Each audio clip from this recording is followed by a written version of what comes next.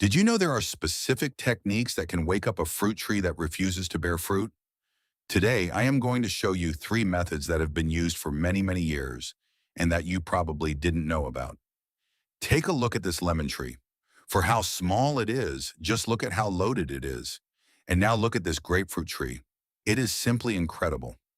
We have used techniques like the ones you are about to see today on these trees, and the best part is you will be able to do them with things you probably already have at home. They are super quick to do, and pretty much anyone can put them into practice. Of course, I am going to show you how to do it the right way so that the fruit tree that wasn't producing will start to bloom like never before. So without further ado, let's get started right now with the first method.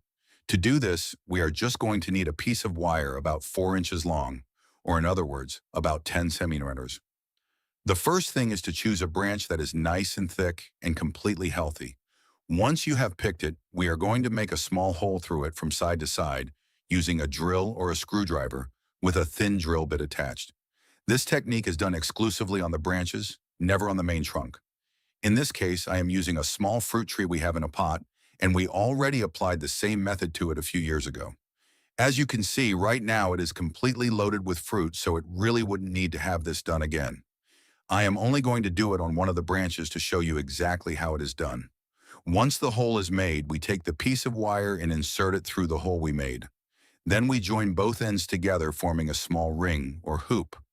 That ring is exactly what gives this method its name, the hoop method.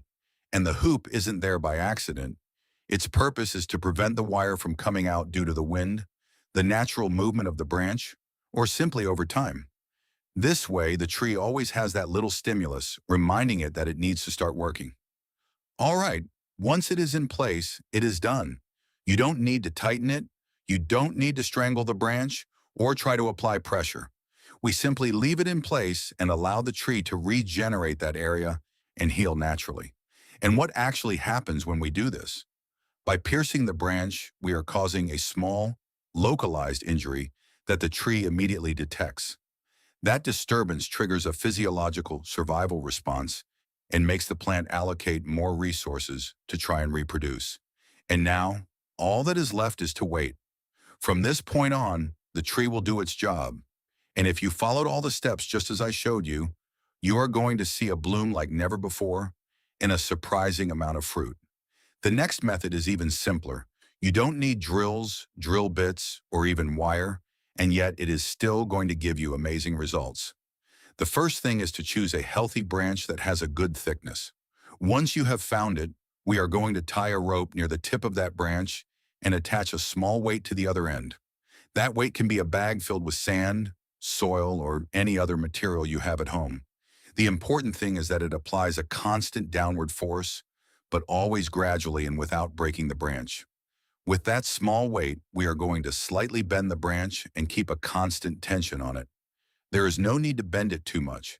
In fact, the more natural the curve looks, the better. And what do we achieve with this?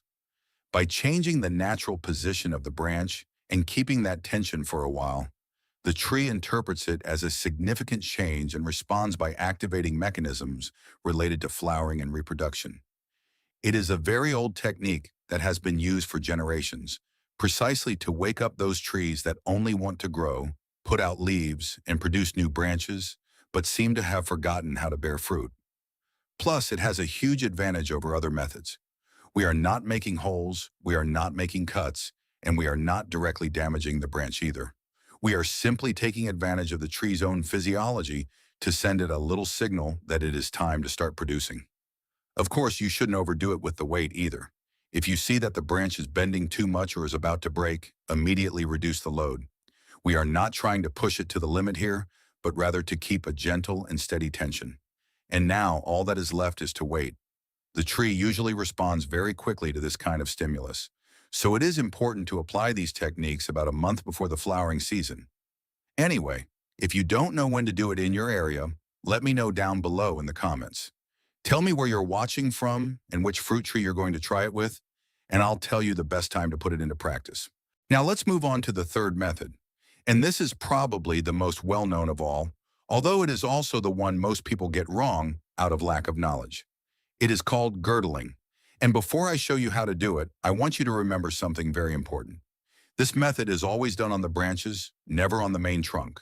To do this, we are going to need a knife, a box cutter, or any cutting tool that is nice and sharp. The first thing is to choose a healthy branch with a good thickness. Once you've chosen it, we're going to make two circular cuts all the way around the branch, spaced about 1/4 of an inch apart, or in other words, about 5 millimeters. When those two cuts are done, simply remove the bark that is between them. And here is the key to the whole method. You don't need to go deep. You don't need to scrape the wood or touch the cambium. All we are removing is the bark. If you go too deep, you could damage the branch and end up with the exact opposite effect of what we are aiming for. So, what happens when we do this? By removing that small ring of bark, we are partially interrupting the flow of elaborated sap, which is what carries sugars and energy from the leaves to the rest of the tree. As a result, all that energy starts to build up above the ring, and the tree uses it to do what matters most to it at that moment, reproduce. In other words, we are concentrating resources exactly where we want more flowers to appear, and later more fruit. And the best part is that once the ring is made, you don't need to use any healing paste, cover the wound, or apply any product at all. You simply leave it as it is, and the tree itself will start to heal while it responds to the stimulus. Of course, just like with the previous methods, you don't need to do this on every branch. If the tree isn't producing anything, applying it to about half of the main branches is usually more than enough. We are not trying to punish it, but to wake it up. Now all that is left is to wait. Just like with the 3 methods I've shown you, after a few weeks, you'll start to notice big changes in your fruit trees. Flower buds will start to appear where there weren't any before, and little by little you'll see how the tree begins to wake up.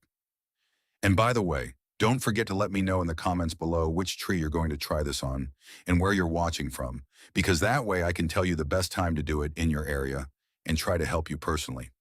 If you like this video or found it helpful, give it a thumbs up. Share it with someone who loves fruit trees as much as you do. If these techniques change the way you look at your non-productive fruit trees, please subscribe and like the channel. We are uncovering the horticultural secrets that have been passed down through generations. Let's cultivate a more fruitful future together. The next garden treasure will be revealed very soon.